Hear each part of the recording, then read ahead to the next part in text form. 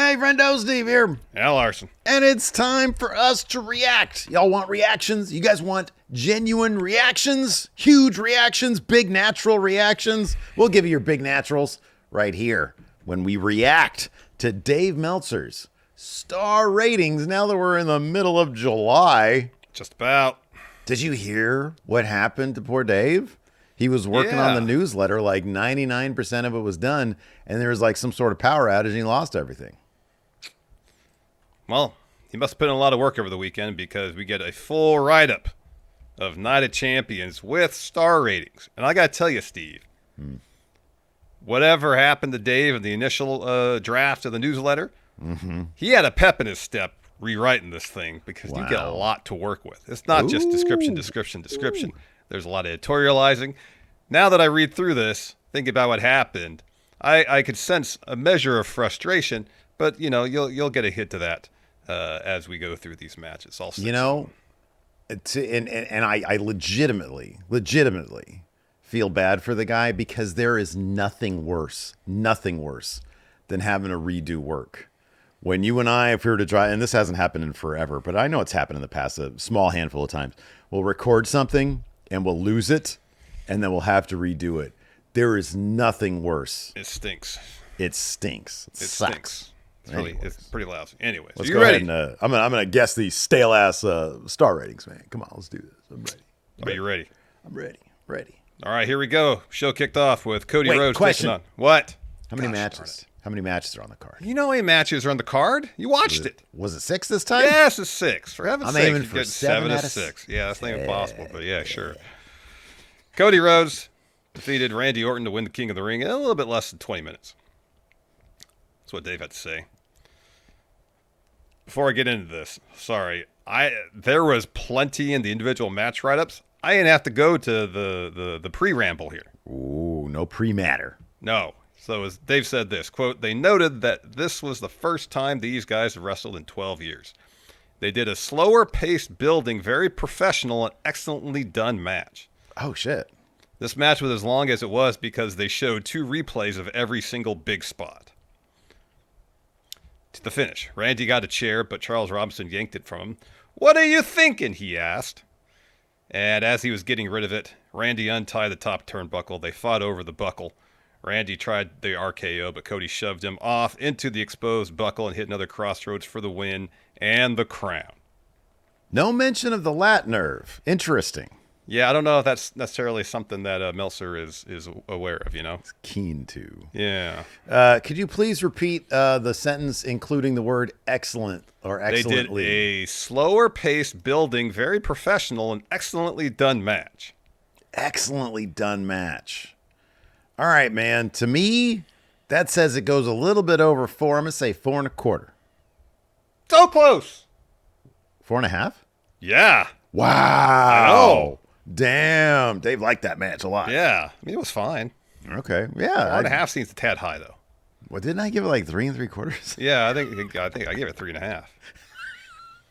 I thought that was a pretty accurate description of that match. Freaking sourpusses, you and I.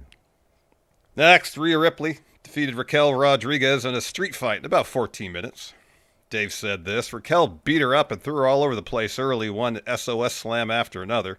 Crowd was very into Rhea, saw her as a big star. Big star with big moves. They lost the crowd a little when Raquel was working her over. Raquel tied her in the ropes and waffled her with a kendo stick. It ended up with all the gimmicks being used, chairs, tables, the steps, the whole 9 yards. A table was set up in the corner and Rhea climbed up onto it.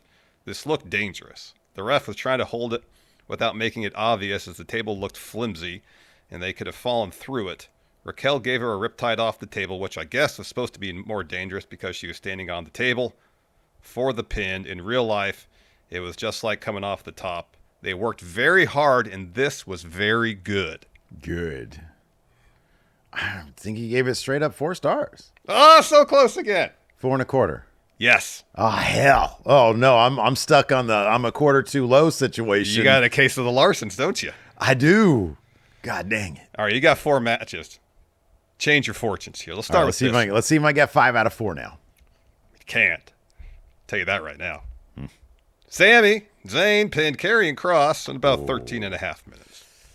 Dave said this. Crowd went wild for Sammy. Cross got very frustrated, but Scarlett whispered something in his ear to calm him down. Sammy hit the big moonsault off the barricade. Karrion finally hit the big exploder for the heat. That used to be his finisher. Oh, yeah. To the finish we go. Cross hit a lariat in the corner and started slapping Sammy and demanding Sammy say he's a liar. He hit the corner for a spot, but Sammy followed him in, hit the big kick for the pin. Cole called it a miracle. That seems strong. It was fine. It was basically a glorified TV match. He didn't dump on it. No. It was fine, a glorified TV match. Oh, man. Damn, dude. I'm gonna be a quarter off. I know it. Oh, damn. I'm going to say he went 3.5. Oh, you almost said the right answer. It was 3.25. Yes, you almost said the right answer. I almost went with 3.25. I know. So wait a second. Hold on a second. Now I thought it was too much. God damn it. You almost said the right answer. He gave that match 3.25 stars. Yeah. Hey, that's good. That's good for Cross. Maybe if WWE pays attention, like, hey, this guy can actually wrestle. Maybe. All right, next up. Solo Sikoa defeats Jacob Fatu to win the U.S. title about 12 minutes.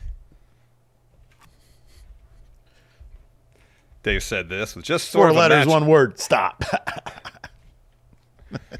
Was just sort of a match early. Solo cut him off and worked him over. Fans didn't seem to care at all about watching Jacob sell for Solo, and they were dead during the heat, which is pretty impressive since this crowd had been incredible early on. Solo put him in a fucking chinlock in 2025. He said, Meltzer just said fucking? Yeah. Wow. This is the frustration about having to rewrite this coming out right here. Wow. He was browbeating him in the chinlock. Yes, a promo during a chinlock. Solo was yelling at him that he loved him. Let's go to the finish. Jacob ran wild on JC and Solo in the ring. The ref had no issue with this. He hit the big moonsault and got the visual pin, but the ref was busy getting rid of JC. Hikuleu, no, Talatonga then debuted and gave Fatu the chokeslam on the announce table. Solo then gave Jacob the thumb and got the pin and the title. Dave, put some respect on the name of the move. It's called the Spike. Smiling Spike. He didn't seem like that match very much. No heat. No heat. Dead during heat. Interesting. Also, he was upset with a fucking chinlock in 2025. That was a point of contention for me, too. I thought it was pretty ridiculous that Solo had Jacob in a headlock forever. Boy, if a Jacob Fatu match gets under 3 stars, I'll be pretty shocked. I'm going to say it went 2.75. There you go. You're on the board. Whoa! There you go. Nice.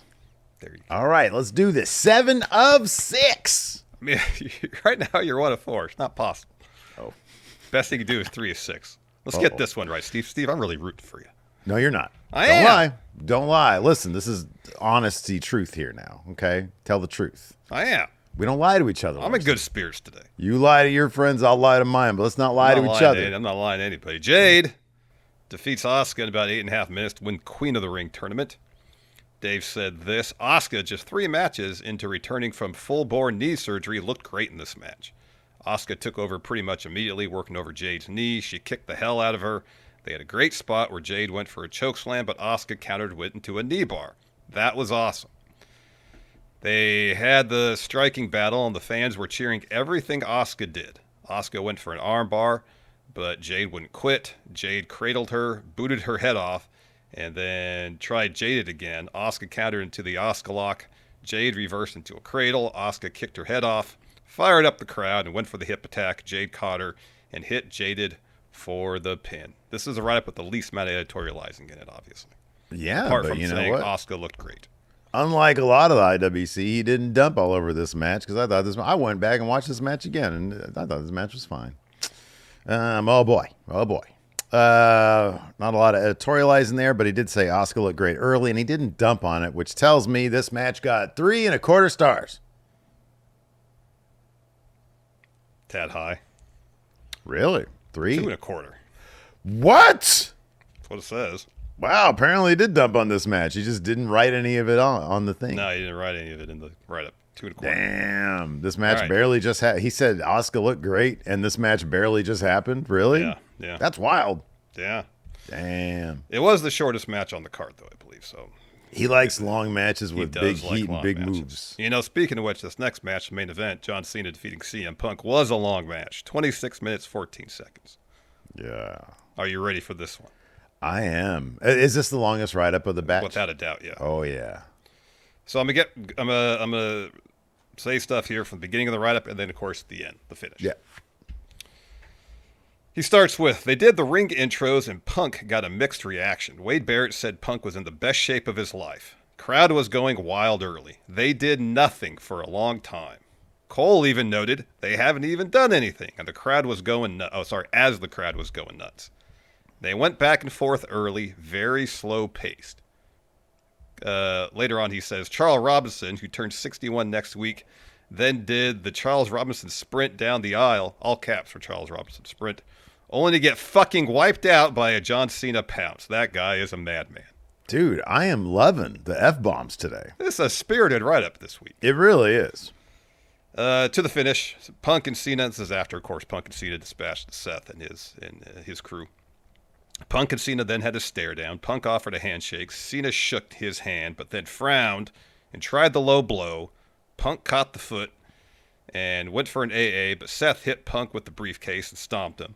Cena tossed Seth outside, and the ref returned just in time to count the pin. Cena was most cheered throughout, and the crowd really wanted him to turn, especially giving a big reaction for the handshake and hug.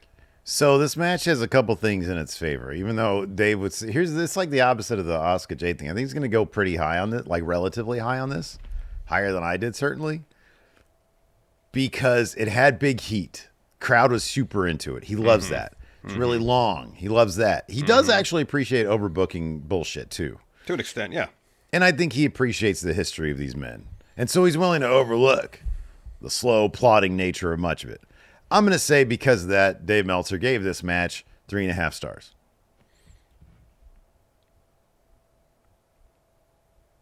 You're right, 3.5 stars. Hey, look at me. I thought you were going to go close. I thought you were going to go 4. I got 2 out of 1. Good job, me. Doesn't work that way. You got 2 out of 6, buddy. God damn it. God damn it. Oh, well. 2 out of 1. 1/3 is fine. I think 1/3 is pretty great. If you're a baseball player, you're an all-star. Hey, if I'm a 3-point shooter, I'm probably in pretty good territory. Not like Supermax. You're pretty decent. I don't think I'm you're getting getting a like contract if you're shooting 33% from 3. 10 mil a year, 5 mil a year, 10 mil a year. Middle-level exception player. That's what you are. Yeah. What's the mid-level these days? Over 5. It used to be 5. Oh, it's pretty good, yeah. It's probably 10 at this point, huh? It might be that high, yeah. A new CBA. Anyways, that's going to do it for the show. For this, let us know what you guys think about Dave Meltzer's stale-ass star reviews in the comments below. You can always watch our star reviews from last month. Still available right here at Friendo Club Wrestling. Until next time, we'll see you guys around. Goodbye.